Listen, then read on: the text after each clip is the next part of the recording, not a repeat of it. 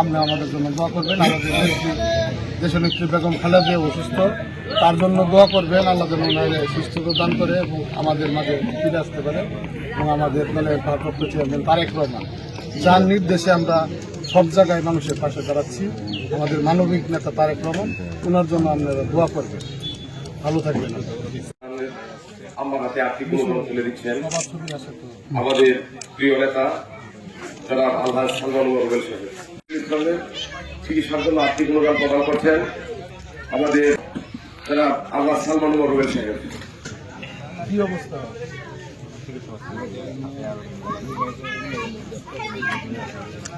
তোমরা আমরা বিভিন্ন আহত পরিবার করতেছি, তোমরাও তো কোনো যোগাযোগ করবে।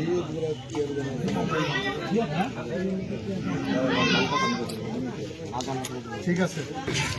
আজকে একটি শহীদ পরিবার এবং একটি আহত পরিবারকে আমরা দেশনেত্রী বেগম খালেদা জিয়ার পক্ষে তারেক রহমান নির্দেশে আর্থিক অনুদান অনুষ্ঠানে এখানে মঞ্চে উপস্থিত রাখতে অনুষ্ঠানের সম্মানিত সভাপতি আমাদের সকলেরই একটু বোঝা উচিত, আজকে যে আমরা আনন্দের সহিত ঈদ করতে পারছি তাদের আত্মত্যাগের বিনিময়ে আমরা এই স্বাধীনভাবে ঈদ করতে পারছি।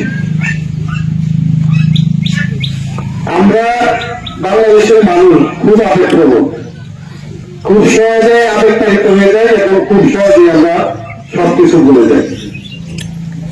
এই যে ছেলেটা মারা গেল, তার নাম সাথে আমি কথা বলেছি, সে কোনোদিনও ওইভাবে রাজনীতি করে না। সে ঢাকা গিয়েছে তার বন্ধুদের সাথে আন্দোলনে অংশগ্রহণ করার জন্য, সে মৃত্যুবরণ করেছে। আমরা এই এলাকায় অনেকে বিএনপি রাজনীতি করি, স্থানীয় অভিযোগ করি। আমরা যারা এখন ভালো চলতেছি, ভালো সুযোগ সুবিধার মধ্যে আছি, আবার কয়েকজন লোক এই ছেলের পরিবারে খোঁজ নিয়েছি, আমি সহ অপরাধী, আমি সহ। আমি বলতেছি না যে আমরাও কর্মব্যস্ততার কারণে বিভিন্ন কর্মতৎপরতা চালিয়েছি, আমার উচিত ছিল ঈদের আগে তাদের সাথে যোগাযোগ করা। সেই জন্য আমি আমার ব্যর্থতা আমার কাজে নিচ্ছি। কিন্তু আপনারা যারা আছেন, আপনাদের যারা বিএনপি করেন, শুধু তো দায়িত্ব আমার একার না, আপনাদের সকলেরই কিন্তু দায়িত্ব ছিল আর্থিকভাবে সহযোগিতা না করে একটু খোঁজ খবর নেওয়া, ভালো মন্দ জানা। মানুষের হৃদয়ে জায়গা করে দিতে হলে সবসময় কিন্তু অর্থের প্রয়োজন হয় না। মানুষকে মুখের ভাষা দেওয়া, মানুষকে কিন্তু সান্ত্বনা দেওয়া যায়। সারা বাংলাদেশে ঈদ উদযাপন করছে মানুষ খুব আনন্দের সহিত, ঈদ পরবর্তী উদযাপন করছে খুব আনন্দের সহিত। আমার কাছে মনে হলো যে পরিবার কথা সন্তান হারিয়েছে, তারা কিভাবে ঈদটা উদযাপন করবো, সেই জিনিসটা আমাদের বোঝা উচিত, দেখা উচিত। আমি কালকে হালুয়াঘাট আমরা ঈদের পরে আমাদের নেতা কর্মীদেরকে নিয়ে একটু বসছিলাম।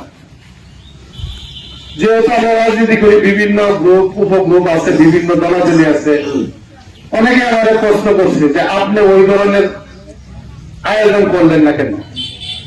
আমি বললাম আমি ভাই হেডমাস্টার না, এটা আমার স্কুল না ভাই, যে আমি মাস্টার সব হয়ে থাকবো, আমার ছাত্ররা সব লাইন দিয়ে দেখা হয়ে থাকবো ভাই, এটা আমি স্কুল করছি না। ছাত্ররা আমি লাইন ধরে ধরে ধীরে ধরে আমার পিছিয়ে পিছিয়ে আমরা যাদের সাথে রাজনীতি করি, আমরা সব সহকর্মী। আপনারা সকলে ভালো থাকবেন। সকলকে আমার পক্ষ থেকে এবং বাংলাদেশ জাতীয় উপজেলা বিএনপি ও অঙ্গ সহযোগী সংগঠনের পক্ষ থেকে ঈদের শুভেচ্ছা, ঈদ মোবারক। ধন্যবাদ সকলকে। আসসালামু আলাইকুম।